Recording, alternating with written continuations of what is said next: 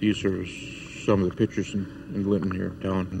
One got trapped behind the tractor. It's kind of ugly.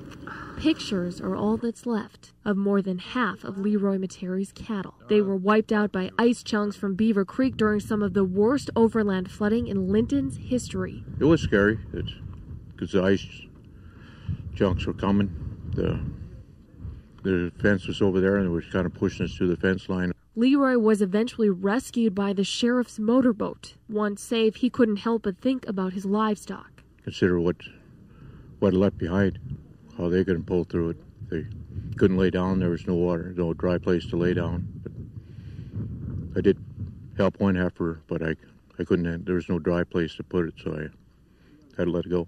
Ranchers and farmers are a humble lot, and they're the last people on earth that seems to ask for help. Once the floodwaters began to recede, the real challenge began. Left behind were massive amounts of debris on the fields, soaked grain in the bins, and a massacre of livestock. He was overwhelmed, to say the least. I couldn't take it. I had to go up in the barn stairs, dry my eye.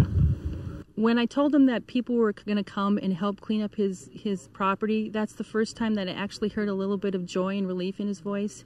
Like, okay, maybe I can get through this. Leroy's cousin and daughter applied to farm rescue, and now the troops are here in time for spring planting. Our volunteers, our farm rescue volunteers, are operating the farm equipment. And then we've got volunteers that are walking along, picking up debris, putting it on a flatbed. And then there's tractors that are then putting it in a pile and eventually it'll be burned. So they're clearing the cropland so Leroy can get more of his crop planted, which will help, generate more income for him in the end. Many are working for free. First-time volunteer and retired farmer David Schwartz says he wants to spend his free time in a positive way. Oh, I'm on vacation. I enjoy this.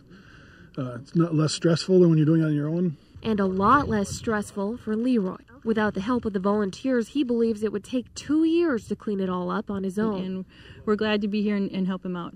There's light on the end of the tunnel. It was pretty dim at first, but now it's getting brighter.